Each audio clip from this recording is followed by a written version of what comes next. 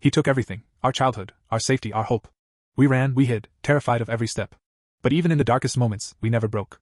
This is a story of pain, horror, and a courage that rises from the ashes. Are you ready to face the truth they don't want you to see? You ever look around at your life and realize you were never meant to win? That's how I felt, standing in the rain, holding a trash bag full of my clothes while watching my dad change the locks on what used to be my home. No warning. No goodbye. Just locked out like a stray dog. I'm 28. I had a decent job. Not amazing, but I was making enough to get by. Worked at a small mechanic shop in our town in Michigan. Nothing fancy. Just honest work. I lived with my parents to save money, rent prices were insane, and I'd been trying to dig myself out of student loan debt after dropping out of college when my mom got sick. That's when everything really started to fall apart. My mom, she was the heart of our family. Kind, always laughing, baking pies even when we had no reason to celebrate. About a year ago, she was diagnosed with stage 4 ovarian cancer. It hit us like a freight train. The medical bills started piling up faster than we could blink. My dad's job at the factory didn't cover nearly enough. I started working overtime, sometimes double shifts, trying to help out. But no matter how hard I worked, it was like pouring water into a bucket full of holes. Then came the first twist of the knife. One night after my shift, I came home and my little sister, Jamie, she's 21, told me Dad had taken out a second mortgage on the house. Without telling me or even Mom. He said it was to get ahead of the bills. But I knew better. I'd seen the scratch-off tickets in his truck. I'd smelled the beer on his breath, even in the mornings. I confronted him. Big mistake. He screamed at me, louder than I'd ever heard. Told me to stay in my lane. And that I wasn't the man of the house. Said he was doing what he had to do to keep us afloat. I swallowed my pride and backed off. I wasn't gonna stress Mom out even more. Weeks went by. Mom got weaker. Her hair started falling out. Jamie and I took turns helping her bathe and keeping her company while Dad worked late, or claimed to. Then the power got shut off. That was the second big twist. I remember Jamie sitting on the floor, holding a flashlight so Mom could eat her soup. We were all bundled in sweaters. I offered to sell my car, told Dad I could walk to work. He said, "Don't be dramatic." But he wasn't the one watching our mother freeze at night. I checked the mail a week later and found 3 credit card statements addressed to Dad, all maxed out. Thousands of dollars in liquor store charges, gas station gambling machines, and online sports betting. When I brought it up, he punched a hole in the wall and told me if I ever went through his mail again, I'd be packing my bags. I thought he was bluffing. He wasn't. The night he kicked me out, Mom was asleep upstairs. I'd just gotten home from another 14-hour shift. I walked in and he was waiting with a trash bag and an ultimatum. "You either stop playing detective or you leave." I chose to tell the truth. He chose the locks. I slept in my car for 2 weeks. Parked in the lot behind the mechanic shop. I didn't tell anyone. Too proud. Too angry. Jamie tried to sneak me food when she could, but Dad started watching her like a hawk. One night she left me a note tucked inside a sandwich. "I think he's taking Mom's pills. Please help." That snapped something in me. I wasn't going to just sit back anymore. I called CPS. I reported Dad for financial abuse and neglect. I told them everything. They said they'd look into it. But I didn't hear back for days. Then Mom died. She passed away one cold morning in January. Jamie called me, sobbing so hard she couldn't breathe. Said Dad hadn't even called 911 for almost an hour. Said she found him passed out on the couch, the pill bottle empty on the floor. The funeral was a blur. He acted like the grieving husband. Wore a suit for the first time in years. Cried crocodile tears. People kept patting him on the back. I stood at the back, alone, unnoticed. Like I was the outsider. But the real shock came the next week. Dad put the house up for sale. Jamie texted me. "He's selling it. Says he's moving to Florida." I lost it. I drove over, stormed into the house, demanded he explain himself. He just laughed. Told me. "She's gone. There's nothing keeping me here. I'm not wasting my life on a couple of whiny brats." Whiny brats. That's what he called his own kids. I tried to take Jamie with me, but she said she had to finish her semester. She was scared to leave just yet. I understood, but it broke my heart. I made her promise she'd call me every day. 3 days later, she stopped responding. When Jamie stopped replying, I figured maybe her phone died. Or maybe Dad had taken it from her. But after 2 days with no word, I knew something was wrong. I drove to the house, but it was already empty. Like, completely cleaned out. No furniture. No curtains. Just dust on the floors and a "for sale" sign with a sold sticker slapped across it. I stood there in shock, staring at the place that used to be home, now hollow and silent. I called every number I had for her. Texted, messaged on Instagram, even reached out to one of her friends from community college. Nothing. I thought about calling the police, but what was I supposed to say? "Hi, my sister ghosted me after our dad kicked me out and then sold the house?" They wouldn't care. Nobody ever had. So I did something I didn't want to do. I called Dad. He picked up after the 3rd ring. I didn't even get a "hello?" Just, "What do you want?" I asked where Jamie was. He said she was with friends, and not to worry. Then he hung up on me. Something felt off. Jamie was shy, introverted like me. She didn't go stay with friends, especially not without telling me. We were all we had. I drove to her school. Spoke to the admin office, told them I was her brother, and I was worried. The woman behind the desk looked uncomfortable, and said Jamie hadn't been in class all week. I asked if she dropped out. She just gave me a look and said she couldn't legally share more. I knew what that meant. Jamie wasn't attending anymore, and no one was saying why. For the next 3 days, I called hospitals, searched shelters, drove through neighborhoods where Dad used to hang out. I was desperate. Then, out of nowhere, I got a text from a random number. "She's safe. Don't call again." No name. No explanation. Just that. And the worst part? I knew in my gut it was from him. I felt powerless. My baby sister, the only family I had left, was gone, and I had no job, no home, no way to find her. That same day, I got fired. Boss said I'd been distracted lately. That my head wasn't in the game. Which, fair, it wasn't. But it still hit like a punch to the gut. I'd been loyal. Never once took a sick day. But loyalty doesn't pay the bills, and it sure doesn't save you when life decides to drag you under. I ended up crashing on a friend's couch for a few weeks. Friend's name was Marcus, old high school buddy who worked nights as a janitor. Good guy. Didn't ask questions. Just handed me a beer and said, "Stay as long as you need." But one night, I woke up to find Dad sitting in a truck across the street, watching the house. Just sitting there. Engine running. Windows rolled down. Staring straight at me through the blinds. I ran outside, yelling, asking what the hell he wanted. He didn't say a word. Just rolled up the window and drove off. That was the moment I realized he was trying to erase me. One piece at a time. I reported him again. This time to the police. I brought everything, the gambling, the medical neglect, the financial abuse, even the mystery message I got. But unless Jamie herself came forward, they said there wasn't much they could do. No proof of wrongdoing, no paper trail. I asked if they could at least check on her. They said they needed a reason. What if she's not with friends? I asked. What if he's hiding her? What if she's hurt? The officer gave me a tired look. "We'll make a note," he said. "That's all we can do." That night, I went home and broke down. Not just tears, I mean full-on collapse. Curled up on Marcus's floor, sobbing until I couldn't breathe. I'd lost everything, my mom, my sister, my job, my home. And my father? He was the one still walking around free, like none of it mattered. It wasn't fair. None of it was. But just when I thought it couldn't get any worse, I got a message from a blocked number. A video. I almost didn't open it. Part of me was scared. But curiosity won. It was Jamie. She looked thin. Pale.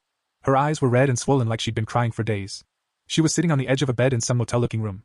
Behind her, I could hear a TV playing a sports channel and a man's voice yelling in the background. She spoke softly, like she was scared someone might hear. "Hey, if you're watching this, I guess I found a way to get this to you. I'm okay. Kinda. But he won't let me leave. Says I owe him for everything he's done for us. Says I'd end up like Mom if I tried to run. Please, don't come looking. Just forget me. I love you." The video cut off after that. I showed it to the police. They said it wasn't enough. They needed timestamps. A location. Evidence that she wasn't there willingly. I asked, "Does she look willing to you?" But it didn't matter. It never did. So I made a choice. I wasn't gonna wait anymore. I was gonna find her myself. I started by going through every motel in the area. I figured Dad wouldn't be staying somewhere expensive, especially not if he'd burned through Mom's life insurance, assuming there even was any left. I had Jamie's video burned into my memory, that cheap floral bedspread, the torn blinds, the ugly orange lamp. I walked into the first motel on the list with a photo of Jamie printed out and a rehearsed lie ready to go. "Have you seen my sister?" She ran away. "We're worried sick." Most shrugged. Some just said no without looking. It wasn't until the 7th place that a woman behind the desk, maybe mid-40s, heavy smoker, heavy makeup, gave me a long look. She didn't say anything at first, just stared at the photo. Then she asked, "You her brother?" I nodded, heart pounding. She glanced behind her like she was checking if anyone was watching. Then she whispered, "I ain't supposed to say this, but they were here. About 2 weeks ago. Room 9. Were?" I asked. "So they're gone?" She nodded. "Checked out in a hurry." She looked off. Scared. I thought maybe he was her boyfriend. But she looked too young. I thanked her, left my number, and got in the car. My hands were shaking so bad I had to sit for 10 minutes before I could drive. He was moving her around. Like she was cargo. And no one was stopping him. I ended up quitting the search for a while. I know how that sounds, but I was running out of money, running out of favors, and running out of strength. I picked up a part-time job at a junkyard. It was rough work, but it paid enough for groceries and gas. Barely. Then one night, I came back to Marcus's place and found the door wide open. At first, I thought it was a break-in. But nothing was stolen. Except the flash drive with Jamie's video. I'd left it in a drawer. Hidden under some old clothes. Marcus said he hadn't touched it. Said no one had been there. But I didn't believe him. The next day, he asked me to move out. Said he couldn't get involved anymore. That he had a kid to think about. I didn't blame him. I packed what little I had and went back to sleeping in my car. It was early spring, still cold at night. Some days I sat in the Walmart parking lot and just stared at the sky, wondering how my life had come to this. That's when I got the second message. It was another video. No text, no name, just a file. I opened it in the front seat of my car, hands trembling. Jamie again. But this time, it was worse. She was crying. Her face was bruised. There was a fresh cut on her lip. She kept glancing at the door like someone might walk in. "I don't have much time," she said. "He's been drinking more. He talks about Mom like she's still here.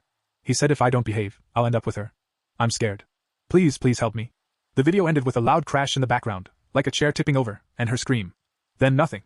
That was it. I didn't care what the cops said. I didn't care that I had no resources. I was going to find her or die trying. I posted her photo online. On Reddit, on Facebook, on missing persons groups. I included screenshots from the video, blurred out her injuries, but kept the key visual elements. 2 days later, I got a DM from a woman in Indiana. She worked the front desk at another motel.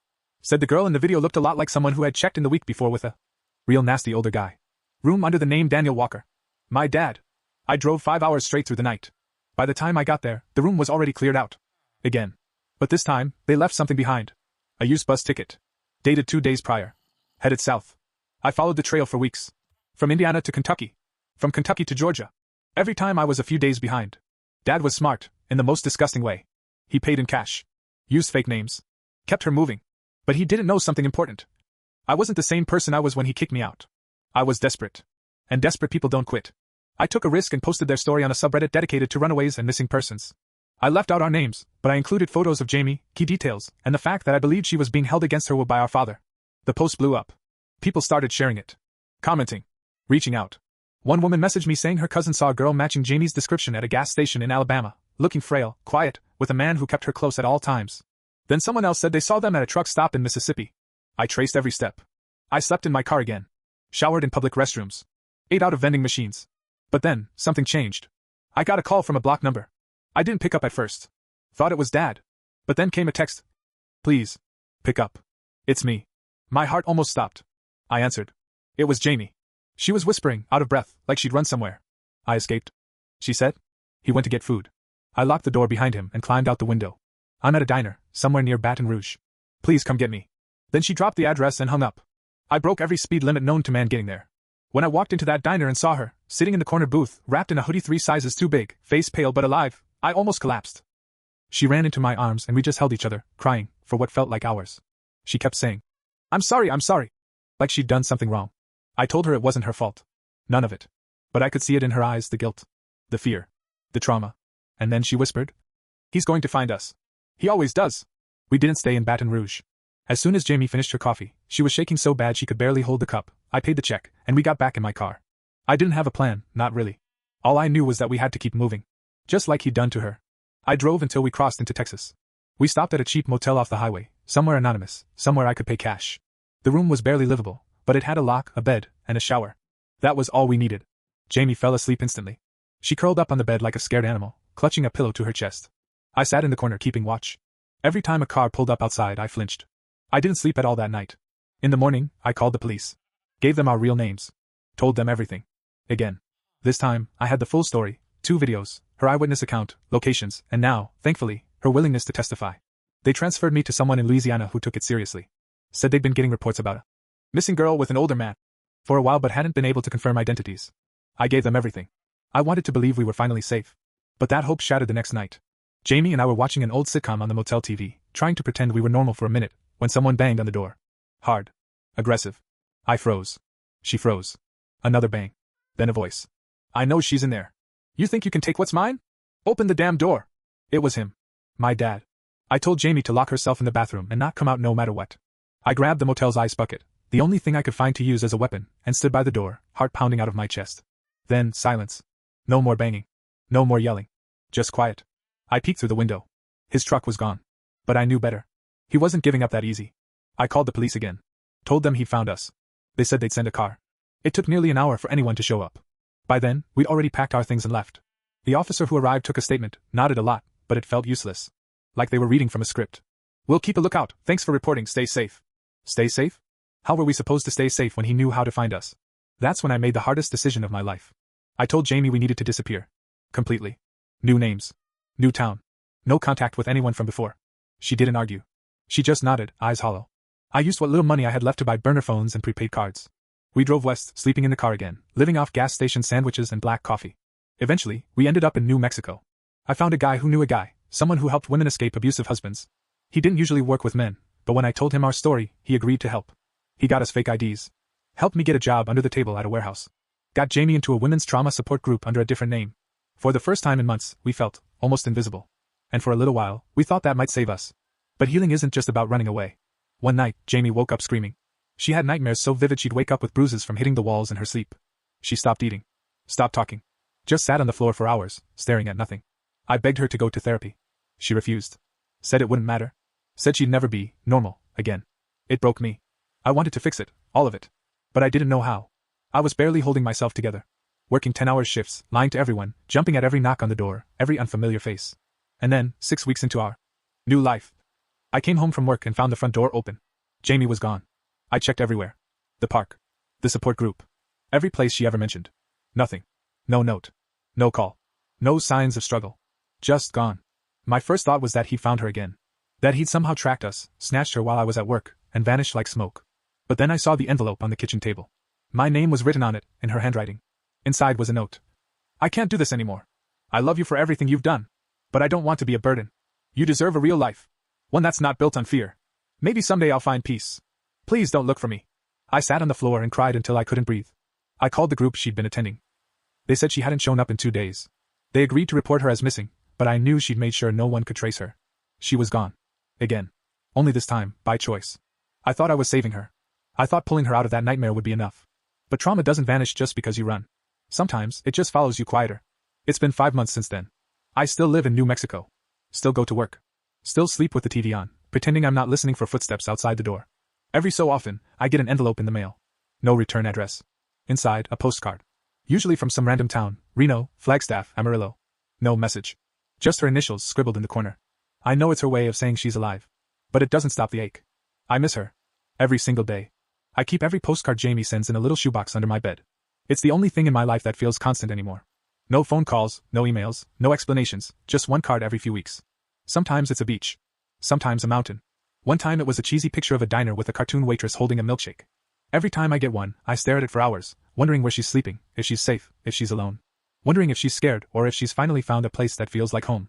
I don't write back. I couldn't even if I wanted to. There's no return address. No way to find her. And honestly, maybe that's how she wants it. I did try to track her once. About 2 months after she left, I hired a private investigator. I used my savings, what little I had left. Gave him the postcards, the story, every detail I could remember about the places she talked about wanting to visit. He took my money and made promises I think he knew he couldn't keep. A month later, he came back with nothing. Said she was either moving constantly, using fake names or both. That she didn't want to be found. And maybe, he was right. Maybe this is her healing, floating from place to place, staying ahead of the darkness, surviving on her own terms. But I still check the mailbox every day like some broken ritual, hoping one day she'll send more than just a postcard. Hoping she'll say the words I want so badly to hear. I'm ready to come home. As for my dad? Last I heard, he was arrested in Arkansas. Turns out he got into a bar fight and someone called the cops. When they ran his name, they found outstanding warrants, mostly minor stuff, but enough to hold him. I got a call from a detective who'd seen our missing persons report and connected the dots. Said they tried to get more information from him about Jamie, but he refused to talk. Claimed he didn't know where she was. Claimed she ran off on her own. Said I'd brainwashed her. Can you believe that? After everything he did, the pain, the control, the abuse, he still managed to paint himself as the victim. Classic. He's serving 18 months for assault and a DUI. That's it. 18 months. For everything. It's not justice. But I guess it's something. I think what hurts the most is how quiet it all ended. No big confrontation. No final stand. No dramatic court battle or public reckoning. Just silence. A quiet motel. A door left open. A girl disappearing into the night. And me, still here. Still waiting. Still hoping. A few weeks ago, I got another postcard. This one was different. It was a picture of a lake. Peaceful. Still water. A cabin in the background. And this time, there was a note. Just 5 words scribbled in the corner. I'm trying. Don't give up. That broke me more than anything else. Because it reminded me of who Jamie really is. Not just a survivor. But someone who never stops fighting. So, that's where we are now. Me, working nights in a dusty warehouse, saving up money I don't even know how I'll use. No real home, no real direction. Just waiting. And her, out there somewhere. Chasing peace. Maybe finding it. Maybe not. We're both broken. But we're still here. And maybe that's enough for now. I sometimes think about writing our story down, sharing it online maybe, in hopes that someone else who's been through something similar will feel less alone. Or maybe just so I can feel less alone. Because this world? It doesn't always give you closure. Sometimes the villains don't get what they deserve. Sometimes the heroes walk away, scared and scarred and silent. Sometimes the only happy ending you get is knowing you're still alive. 2 months went by with no postcard. At first, I told myself she'd just gotten busy or maybe lost track of time. But after week 3, I couldn't shake the feeling something was wrong. I kept checking the mailbox 3-4 times a day, even when I knew it hadn't come yet. Nothing. Not a card. Not a sign. Not a whisper. That was the lowest I'd felt since she left. Until one afternoon, when I came home from work and found a note taped to my apartment door. Just 3 words, all uppercase. Stop looking. Final warning. No name. No signature. Just that. I stood there for a long time, staring at the paper, heart in my throat. My hands were shaking. I looked up and down the hallway. No one in sight. I checked the locks, the windows, everything. Nothing broken. Nothing stolen. Just a warning. I didn't call the police. I knew it wouldn't matter. Instead, I did the dumbest, and maybe bravest, thing I've ever done. I started looking again. I made a burner Reddit account and posted Jamie's story again. A full write-up this time, names redacted, but the entire story laid out in detail. I included the photo of the lake postcard, the note, even the final warning someone left on my door. It blew up. Tens of thousands of upvotes. Hundreds of comments. People offered advice, support, theories. Some said I needed to go completely dark. Others said they had contacts who could help me track her down again, people off the grid. But one message stood out. It was from a woman named Karen. She ran a nonprofit in Colorado that helped survivors of domestic violence relocate and rebuild. She said she couldn't promise anything, but she had a counselor who thought they might have spoken to someone matching Jamie's description. She said the girl never gave a full name, but she'd mentioned a brother. Said he worked in a junkyard and once drove all night to find her. That was me. I asked if I could speak to her. Karen said she'd try, but no promises. A week passed. Then my phone rang. Unknown number. I answered it, holding my breath. And there she was. Jamie. She didn't say anything at first. I could just hear her breathing. Shaky. Nervous. Finally, she whispered. I saw the post. I saw what they did to your door. My voice cracked when I spoke. Where are you? Are you safe? She said she was in a women's housing program, somewhere near Denver. She didn't say the name. Didn't say the exact town. But she sounded okay. Healthier. Still scared, but stronger. She said she'd been doing therapy. That it wasn't easy, but it helped. Said she was finally starting to see herself as something other than what he made her. She also told me she'd heard rumors Dad was getting released early. Good behavior. It made her sick. Made me sick too. But then she said something that floored me. I'm ready to come home. If that's still okay. I broke down right there on the phone. I told her she never needed to ask. That she always had a home with me, wherever I was. That it didn't matter if it took her 1 year or 20, she was my sister, and I would wait forever if I had to. She cried too. Then she said something else. But I don't want to come back as the same girl I was. I want to face him. I want him to know I'm not afraid of him anymore. I tried to talk her out of it at first. Told her we could disappear again, stay hidden. That we didn't owe him anything. But she was firm. I'm not doing it for him. I'm doing it for me. So we made a plan. Karen helped her file for a protective order. They connected her with a lawyer, pro bono, who specialized in family trauma cases. I drove to Colorado and stayed nearby, checking in every day but giving her space. She was still in the program, still doing therapy, still figuring herself out. But she was changing. I could see it. The fear wasn't gone, but it didn't control her anymore. She smiled more. She stood taller. And the night before the court hearing, she looked at me and said, I'm not scared anymore. The hearing was quiet. Intense but quiet. Jamie read a letter in front of the judge, her voice trembling but clear. She told the whole story. The control. The abuse. The fear. The running. She didn't cry until the end. Dad wasn't there. He didn't show. His lawyer claimed he wasn't mentally fit for travel. Just another excuse. But the judge granted her a full protective order. 5 years. No contact. No approach. Nothing. If he violates it, he goes straight back to jail. It's not justice. But it's something. We left the courthouse hand in hand. She turned to me and said, Let's go home. We didn't have a real home to return to. The house we grew up in was long gone, and the town didn't feel safe anymore. Too many memories, too many ghosts. So Jamie and I started over, again, this time in Colorado. Different city, different apartment, different names on the lease. It was small, 1 bedroom, tiny kitchen, a mattress on the floor and second-hand furniture from a thrift shop. But it was ours. And for the first time in what felt like forever, we weren't hiding. We were just living. Jamie got a part-time job at a bookstore. She said it felt like therapy being around that much silence. She started cooking again too, simple things, mostly grilled cheese, boxed pasta, scrambled eggs. But she'd hum while she did it. And that sound alone felt like a small miracle. Me? I got hired at a mechanic shop just outside of town. Good people. Honest pay. The owner was a quiet guy named Leo who didn't ask too many questions and gave me extra hours when he saw I needed them. I didn't tell him the full story. Just that I was trying to help my sister get back on her feet. He nodded and said, Then you're doing something right. But starting over wasn't easy. There were nights Jamie would wake up screaming, drenched in sweat. Some nights she'd sit on the floor, rocking back and forth, completely unreachable. I'd sit with her until she calmed down, even if it took hours. Sometimes, I'd just hold her hand in silence, both of us shaking but pretending we were fine. Other times, she'd lash out, not at me, really, just at the world. One night she threw a mug against the wall and yelled that she hated her life, hated the fear, hated how her body still flinched when someone slammed a car door outside. I told her it was okay to feel that way. That healing wasn't a straight line. And that no matter how long it took, I wasn't going anywhere. Money was tight. Even with both of us working, we were barely scraping by. Rent took half my paycheck. Groceries took most of the rest. We canceled the internet and used free Wi-Fi from the library. No car, we sold mine to cover the deposit on the apartment, so we walked everywhere or took the bus. Jamie offered to drop out of therapy to save money. I told her no. Absolutely not. Her recovery mattered more than anything else. So I picked up extra shifts. Worked weekends. Took cash jobs fixing up busted motorcycles on the side. Some days I felt like a ghost, just drifting between jobs and sleep. But every time I came home and saw her smiling, even for a second, it made the exhaustion worth it. Then came the letter. It arrived in a plain white envelope. No return address. Inside was a single sheet of paper. Typed. You got what you wanted. You ruined my life. Congratulations. That was it. No signature, no threat, just bitterness. But I knew who it was from. He'd found us. Again. I didn't show Jamie. She was finally starting to laugh again, starting to plan for college classes, even talking about traveling one day. I wasn't about to take that away from her. So I went back to the police, showed them the letter. They said it wasn't enough to prove a violation.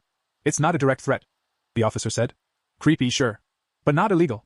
I asked if they could at least document it. They shrugged and said, we'll make a note. A note. That's all they ever make. I didn't sleep for days after that. Started keeping a baseball bat by the bed. Slept in shifts. Jamie didn't notice at first. She just thought I was working too much. But eventually she caught me pacing the living room one night, eyes wide, bat in hand. She asked what was wrong. I lied. Said I'd had a nightmare. A few days later, she came home with a second-hand camera. Said she wanted to start filming things, documenting her life. Said it helped her feel more in control of her story. At first, I didn't understand. But then she sat me down and showed me the first video. It was her, talking to the camera, saying, My name is Jamie. I'm a survivor. And I'm not afraid of you anymore. I cried like a child watching that. Because she meant it. You could hear it in her voice. See it in her eyes. She wasn't broken anymore. She was becoming whole. That night, I finally told her about the letter. I thought she'd freak out. I expected panic, or silence, or anger. But she just nodded calmly and said, Then let him watch. I'm not hiding anymore. Jamie kept recording. Every few days, she'd set the little camera up on a shelf and talk, sometimes for 5 minutes, sometimes for an hour. Not just about the trauma, but about everything. Books she liked. Music that helped her fall asleep. Even weird dreams she had. She called it her healing log. At first, I didn't think much of it. I figured it was just for her, something personal. But one night, while I was fixing a busted toaster we picked up from a thrift store, she sat down next to me and said, I want to post them. I looked up. Post them where? Online. YouTube. Reddit. Somewhere people like me can find them. I hesitated. We'd spent so long trying to disappear. Putting our faces online felt like lighting a flare in the dark. But she was serious. I could see it in her eyes, that same quiet fire she had the day she read her statement in court. If I stay hidden forever, he still wins. If I speak, maybe someone else like me won't feel alone. What could I say to that? So we uploaded her first video. The response was overwhelming. At first, it was just a few kind strangers commenting things like, You're so brave. And, Thank you for sharing this. But within a week, her video had thousands of views. Comments started pouring in, people opening up about their own stories, their own families, their own pain. It was like a tidal wave of shared trauma. But also, healing. She kept posting. Each video was raw and real, no fancy editing, no music, no filters. Just her, talking honestly. Laughing sometimes. Crying others. Always ending with the same phrase. I'm still here. And so are you. She became a voice for people who didn't have one. And with that voice came attention. A journalist reached out. Said she'd seen the videos and wanted to write a piece on Jamie, not just about what happened, but about survival. About rebuilding. About hope. We thought long and hard about it. I was nervous, still looking over my shoulder most days. But Jamie said yes. The article went live in a major online publication 3 weeks later. It was titled, The Girl Who Refused to Disappear. It blew up. Jamie's YouTube channel went from a few thousand subscribers to nearly 100,000 in less than a month. People started recognizing her on the street, not in a celebrity way, but in a quiet, respectful kind of way. Survivors. Supporters. Strangers who just needed someone to say, I understand. And just when I thought things were finally turning around, I got a phone call from a number I didn't recognize. I answered it. It was him. He didn't yell. Didn't threaten. Just spoke in that cold, deadpan voice he always used when he was trying to manipulate us. So this is what you've been up to. Making videos. Crying online. Making me out to be a monster. I said nothing. You think you're safe now? You think the internet's going to protect you? Still, I said nothing. Then he laughed, low and bitter. You always were weak. Both of you. I hung up. Blocked the number. Called the police again. Filed a report. They said they couldn't do much unless he made an actual threat. Of course. Just like always. I didn't tell Jamie right away. I didn't want to ruin the momentum she'd built. But a few nights later, she found me sitting on the bathroom floor at 2 a.m., gripping my phone like it might explode. She didn't ask what was wrong. She just sat down next to me and waited. Finally, I whispered. He called. She looked straight ahead. Quiet. Then she said, Good. I stared at her. Good? Yeah. She said. Because now he knows I'm not afraid anymore. And that scares him. After that, something changed in both of us. I started sleeping more. Started smiling more. Jamie started walking outside without headphones, without constantly checking over her shoulder. She signed up for classes at the local community college, psychology major. Said she wanted to help other survivors one day. The past hadn't disappeared, but it didn't own us anymore. We were writing a new story now. And then, another twist. Jamie's story caught the attention of a nonprofit that helped advocate for policy changes in abuse and custody laws. They invited her to speak on a panel in Washington, D.C., alongside other survivors and experts. At first, she said no. Too big. Too scary. But then she looked at me and said, I spent years feeling like my voice didn't matter. If I have the chance to change something for someone else, how could I say no? So we packed a bag and flew to D.C. She stood in front of a crowd of strangers and shared our story. She told the truth, not just the pain, but the survival. The small victories. The resilience. The parts no one talks about because they're too ugly or too honest. When she finished, the room was silent. And then they stood. Applauding. Not out of pity. Out of respect. That night, as we sat on the hotel balcony, eating room service fries and watching the lights of the city flicker, Jamie leaned her head on my shoulder and said, I used to think the bravest thing I ever did was escape him. She looked at me and smiled. But it wasn't. The bravest thing I ever did was stay alive. After the DC trip, life didn't magically become perfect. It wasn't like we came home to sunshine and roses. Trauma doesn't care about applause or recognition. It lingers. It waits in the cracks. But something had shifted, something permanent. Jamie had found purpose. And I think for the first time, I did too. She kept speaking. Not just online, but in schools, support centers, shelters. She started working part-time for the nonprofit that had invited her to DC. Eventually, she got certified as a peer counselor and began mentoring other survivors one-on-one. It was hard, no doubt. She had days where she came home silent, drained, heavy with other people's pain. But she never shut down like she used to. Instead, she'd say, I don't need to fix it all. I just need to be there. She started getting letters. Real ones. Handwritten. One from a teenage girl in Utah who'd escaped a violent home. Another from a mother of 3 who left her abuser after watching Jamie's videos. A third from a man in his 50s who said he finally talked to someone about what happened to him when he was a child, because of her courage. I found her crying with a bundle of envelopes in her lap one evening.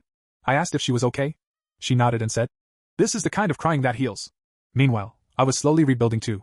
I stayed at the mechanic's shop, but Leo offered me a full-time position with benefits, something I hadn't had in years. I even started saving a little. Just small bits at a time, $50 here, $100 there. I didn't know what I was saving for, exactly. A future maybe? A second chance.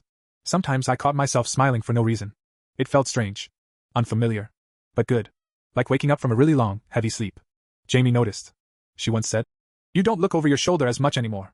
And she was right. I still carried fear, we both did. But it didn't steer us anymore. Then one day, something strange happened. I came home from work and Jamie was already waiting at the door, holding an envelope. It was thick, official looking. From a law office. We opened it together at the kitchen table. Inside was a notice: our father had passed away. Liver failure. He died in a hospital 2 states over. No funeral. No known next of kin. The state had been trying to reach us as his only legal heirs. He'd left behind a storage unit. And some debt. But also a tiny insurance policy from one of those sketchy companies that promise money. For your loved ones. The lawyer explained we could decline the estate. But Jamie said she wanted to see the storage unit. I need to know what he left behind, she said. Not because I care. But because I want to close the book. We drove down the following weekend. It was a 6-hour trip and mostly silent. When we arrived, the facility manager walked us to Unit 119. He handed us the key without a word. Inside was dust, a broken chair, old clothes, boxes of paperwork, and one small wooden chest. Jamie opened it. Inside were photos. Of her. Of me. Of Mom. Some torn. Some bent. Some clearly taken without us knowing, like from a distance, through a window, or across the street. It was creepy. But buried at the bottom of the chest was something else. A letter. Addressed to Jamie. I told her we could burn it. She said no. She wanted to read it, once, and then decide what to do. She stood outside, under a weak gray sky, and unfolded the pages. She didn't cry. She didn't flinch. She just read it.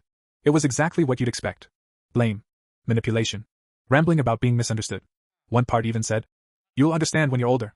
She folded it back up, looked at me, and said, I thought this would destroy me. Then she dropped it into a nearby trash can. But it doesn't even touch me. We left the rest of the unit untouched. Told the facility they could do whatever they wanted with it. We didn't want a single thing from that man. On the drive home, Jamie looked out the window and said, It's strange. I always thought the story would end with him dying. She paused. But it didn't. That wasn't the ending. It was just another page. A week later, Jamie filmed a new video. It was quiet. Calm. She didn't cry. She didn't explain. She just said, He's gone. But I'm still here. And now, I get to write my own ending. She turned off the camera after that. Didn't post it for weeks. Then one day, without a word, she uploaded it with the title. Freedom. It went viral.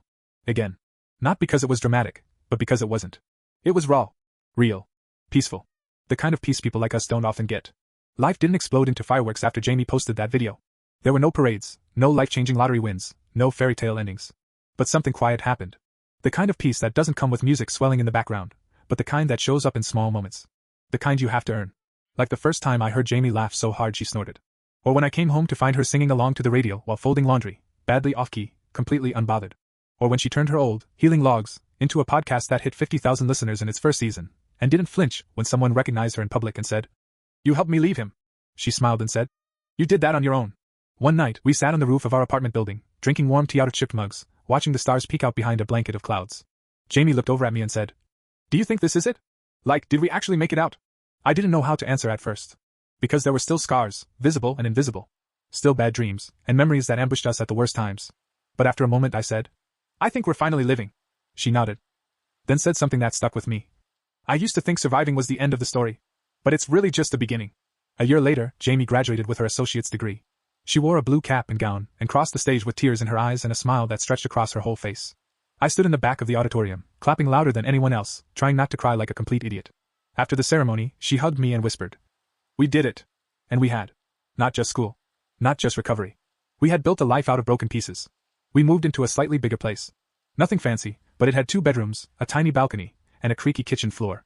Jamie turned the second room into a little home studio for her podcast. I got promoted to assistant manager at the shop.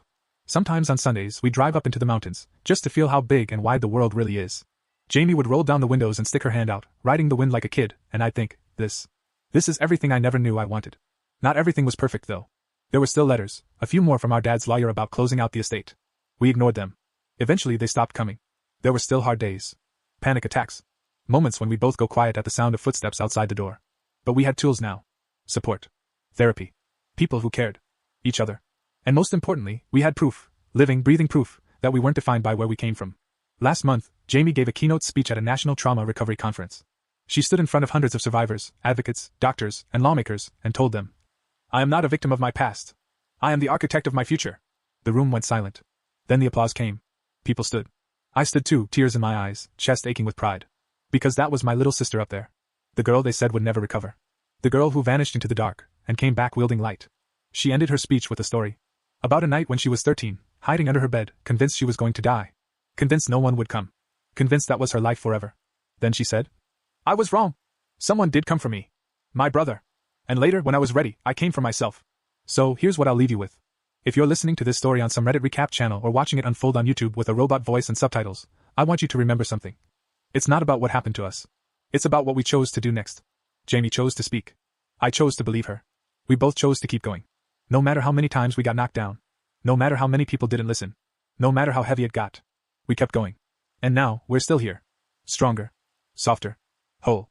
And if you're going through something, anything, and wondering if it ever gets better, it does. Not all at once. Not in a Hollywood way.